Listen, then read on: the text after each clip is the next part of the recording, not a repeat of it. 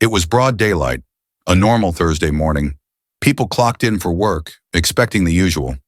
The morning rush, coffee breaks, the steady hum of business as usual. But inside a Toyota dealership in Albany, California, an ordinary workday was about to take a horrifying turn. A young woman was sitting at her desk, unaware that someone was about to walk through those doors with only one thing on his mind: ending her life. By the time the chaos unfolded, the entire workplace would be left traumatized. Police would arrive to find a scene so chilling that even seasoned investigators would struggle to process what had just taken place. And at the center of it all was a mother, a woman who had spent her life working tirelessly for her son, unaware that danger had been following her every step. This is the story of Alonna Gallon, a story about obsession, control, and a final, brutal act that no one saw coming except one person. Before we get into today's case, make sure to subscribe to True Crime Watch HD. We cover real-life cases with deep investigations, expert insights, and stories that need to be told. Hit that notification bell so you never miss a video. For 24-year-old Alonna Gallon, life had never been easy, but she never let it break her. She was a mother first. Everything she did revolved around her 7-year-old son, King. To provide for him, she worked multiple jobs: a call center at Toyota of Berkeley, a car rental agency, and even a grocery store. Her co-workers described her as someone with a smile that could brighten even the most stressful days. She wasn't the loudest in the room, but she was genuine, shy yet warm, a person you could trust. But outside of work, there was someone she tried to keep at a distance: her son's father. For years, Lamar Walker had been a presence in her life. At one point, they had loved each other, tried to make things work, shared dreams for their son's future. But love can turn into something else entirely, and in Alana's case, it became something dark. Her mother, Alonna Gallon, later revealed that Alana had started to distance herself from Lamar. There were things about him that worried her: reckless behaviors, unpredictable moods, a possessiveness she couldn't ignore. But breaking ties wasn't easy. They had a child together. And Lamar, he wasn't willing to let go. In the months leading up to September 21st, Alana did everything she could to keep things peaceful. She set boundaries. She kept their interactions strictly about co-parenting. But if you've ever dealt with someone who refuses to accept reality, you know how dangerous that can be. Those closest to her noticed something was off. Her smile wasn't as bright. Her shoulders tensed when his name was mentioned. And there were moments when she seemed lost in thought, as if carrying a weight she couldn't put into words. Then came the morning that changed everything. September 21st, 2023. It was just another workday. Nothing seemed out of the ordinary. Alana woke up early, got her son ready for school, and headed to the Toyota dealership where she worked. Her co-workers would later say that she was in good spirits that morning, no sign of the horror that was about to unfold. At 11 a.m., a man walked through the doors of the dealership. He was familiar, too familiar. Lamar Walker. He wasn't loud, he wasn't aggressive, he was calm. Witnesses later recalled he wasn't there to make a scene. He walked in, placed a Starbucks drink on Alana's desk, and then just stood there, staring. Then he turned and walked away. It was odd, unsettling even, but no one could have imagined what was coming next. Minutes passed. The dealership hummed along as usual. But Lamar wasn't gone. He had stepped outside. He was waiting, thinking, deciding. And then he made his final move. At 11:14 a.m., the first 911 call came in. A gunshot, chaos, employees running, screams filling the air. Something terrible had just happened inside that dealership, and Alonna Gallon would never walk out of that building alive. At exactly 11:14 a.m., a gunshot shattered the ordinary hum of the Toyota dealership in Albany, California. Screams erupted. Employees scrambled. Customers ducked for cover. In the panic, someone managed to dial 911. Their voice shook as they relayed the unthinkable. "Someone's been shot. He has a gun. We need help, now." A second call followed, then a third. Within moments, Berkeley and Albany police officers were rushing toward the scene. Sirens pierced the air as squad cars sped down East Shore Highway. officers bracing for what could be an active shooter situation. Inside the dealership, the horror was still unfolding. Alonna Gallon lay motionless on the floor, a single gunshot wound to the head. And Lamar Walker? He wasn't running. He wasn't hiding. He was waiting. By 11:17 a.m., the first Berkeley police officers arrived. Guns drawn, they moved swiftly, clearing the first floor. There was no sign of the shooter. Then came a chilling discovery, a staircase leading to the second floor. Body-worn camera footage would later reveal the tension in that moment. Officers whispered instructions to each other. One took the lead, rifle raised, as they climbed the stairs toward the unknown. At the top, they found him. Lamar Walker was crouched near a desk, his silver revolver still clutched in his hand. For a brief moment, no one moved. Then an officer's voice rang out, "Drop the weapon." But Walker didn't comply. Instead, he lifted the gun. 5 officers fired. Bullets tore through the air, striking Walker multiple times. His body slumped forward, the revolver falling from his grasp. Silence, then the call over the radio. "Suspect down. We need medical immediately." Paramedics rushed in within minutes, but it was too late. Suspect's up. Give me some posters. Hey, John, I'm posting. Post? I'm posting it up. 10-9. 10-9. Hey, hold this. Yep.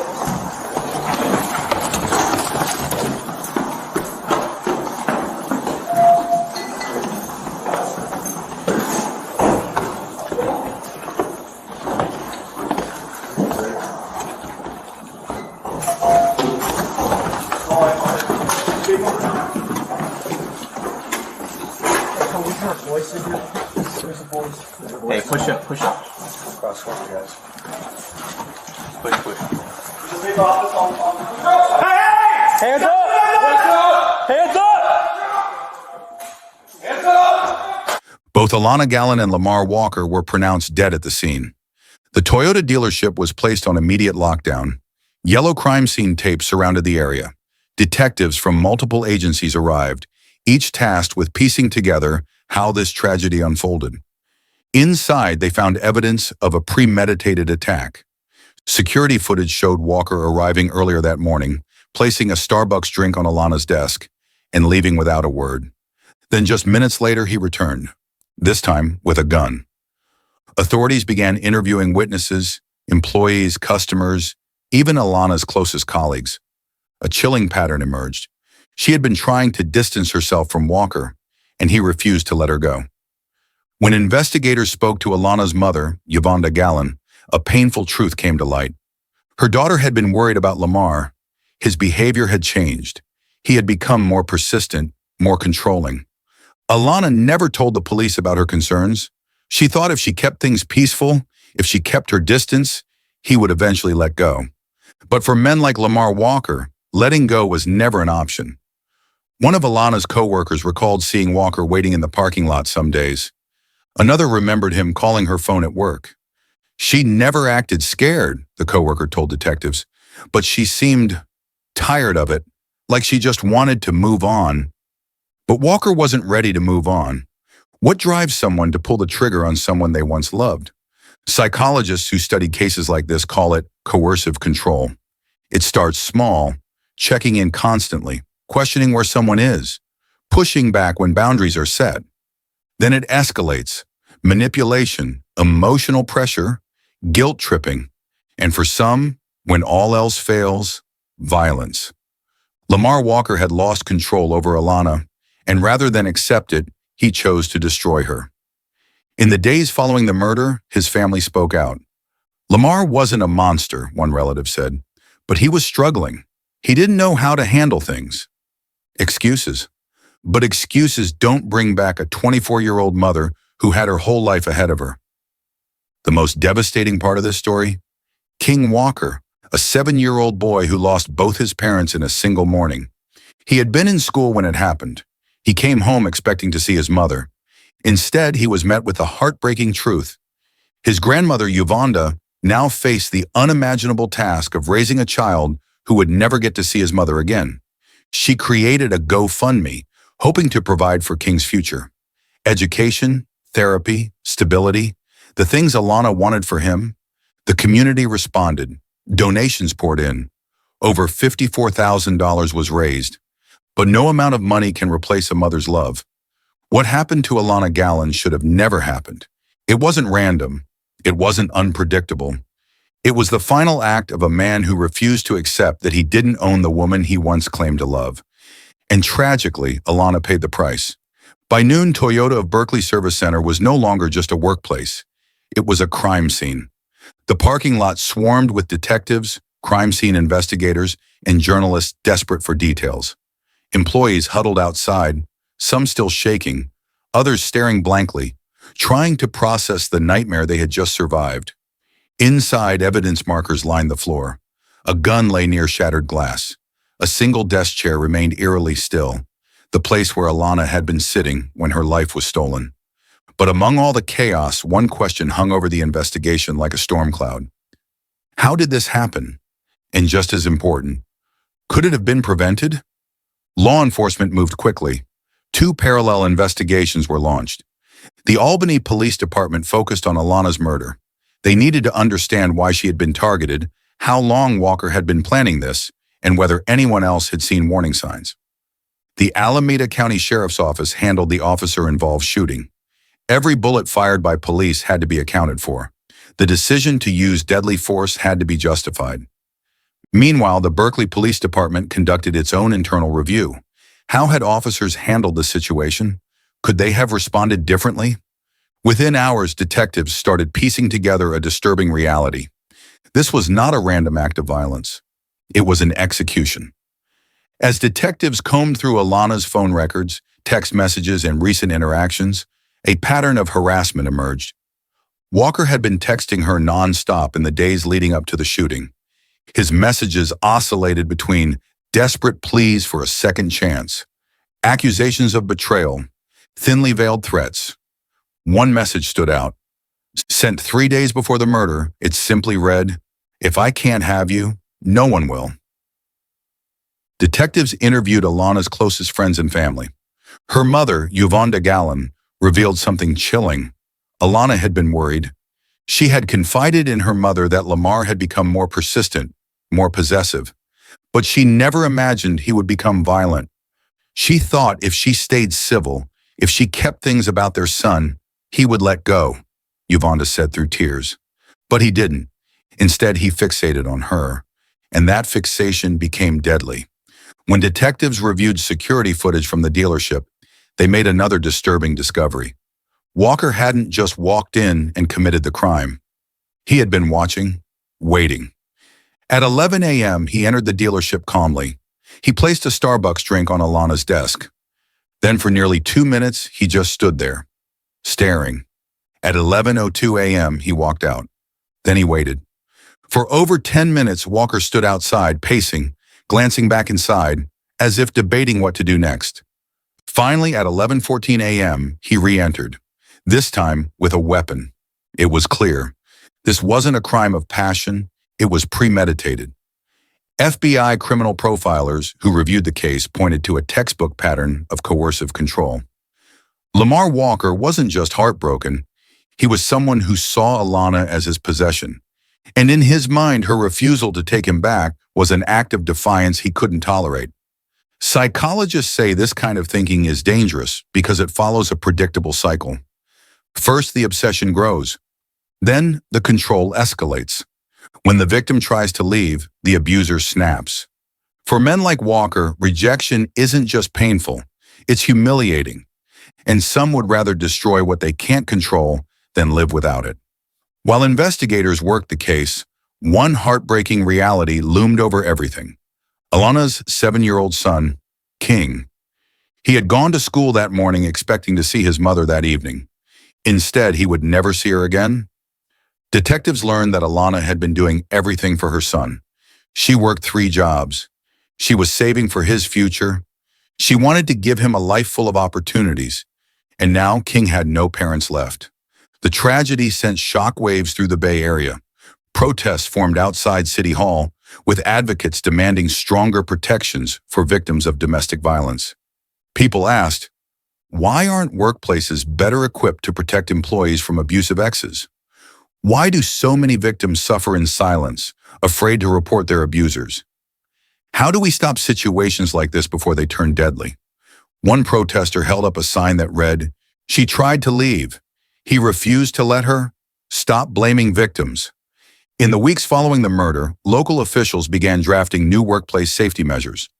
Among the proposed changes, stronger workplace security for employees facing domestic threats, easier access to restraining orders for victims in high-risk situations, mandatory training for employers on handling domestic violence cases. But for Alana's family, no law could bring her back. Her mother, Yuvonda, made a final heartbreaking statement to the press. "My daughter was trying to live her life. She was doing everything right, and he took her from us anyway." The truth is, this case wasn't unique. Every year, hundreds of women are killed by partners who refuse to let go. And many of them, like Alana, tried to set boundaries, tried to protect themselves, tried to move on. But for some men, no isn't an option. And that's why we need to talk about this. Because if we don't start recognizing the warning signs sooner, more women will die at the hands of the men they once trusted. The tragedy of Alonna Gallon's murder wasn't just about one life lost. It was about the ripple effects that would forever change her family, her community, and the people who worked alongside her that day. In the days that followed, her absence was felt everywhere. Her desk at Toyota of Berkeley remained untouched, her chair still pulled out, as if she might return at any moment. Her son King kept asking for her. At just 7 years old, he couldn't fully grasp what had happened, only that his mother had left for work one morning and never came home. And for her mother, Yuvonda, the grief was immeasurable. She had lost a daughter. But even in her devastation, she knew she had one last promise to keep. She had to fight for the future Alana wanted for her son. And she wasn't alone. As the investigation continued, one thing became clear. The system had failed Alana. She had tried to handle things peacefully. She had distanced herself. She had focused on her son. But none of it was enough to protect her. Now the question was, what would happen to King? Alana had been his everything. She had worked multiple jobs, set aside savings, and built a future that was meant to include her. And now that future was uncertain. Realizing this, Alonna Gallon took action. She set up a GoFundMe campaign, hoping to secure financial support for her grandson. Her message was simple. Alana was doing everything for King. Now we need to make sure her dreams for him don't die with her. And the community responded. Within weeks, donations poured in, over $54,000. The money would go toward King's education, funding the college savings account his mother had started, therapy and counseling, to help him process the trauma of losing both parents, basic needs and stability, to ensure he could grow up without the financial strain his mother had worked so hard to shield him from. But money wasn't the only thing needed. King needed time, support, a chance to heal, and above all, he needed people to remember who his mother was, not just how she died. On the Saturday following her death, a candlelight vigil was held outside the Toyota dealership. Hundreds gathered, friends, family, coworkers, even people who had never met Alana, but were touched by her story. The grief was overwhelming, but so was the love. One by one, people stepped forward to speak. Her mother described her as a loving, hardworking woman who had always put her son first. Her coworkers spoke of her kindness, how she made the workplace feel lighter even on the hardest days. Her friends remembered her as someone who never sought the spotlight but deserved to be celebrated. And then, in the flickering light of the candles, balloons were released into the sky, one final tribute to the life Alana had lived. But the vigil wasn't just about mourning, it was about demanding change. Because what happened to Alana wasn't an isolated incident, and if nothing changed, it would happen again. Alana's murder was a tragic example of how domestic violence can follow victims anywhere, even to work. Advocates quickly called for action. They pushed for new workplace safety policies that would include stronger security measures for employees with domestic violence histories, immediate workplace safety plans when an employee reports concerns about an ex-partner, anonymous reporting systems to ensure victims feel safe coming forward. The reality was Alana's case wasn't unique. Over 1,000 women are killed every year in the U.S. by current or former partners.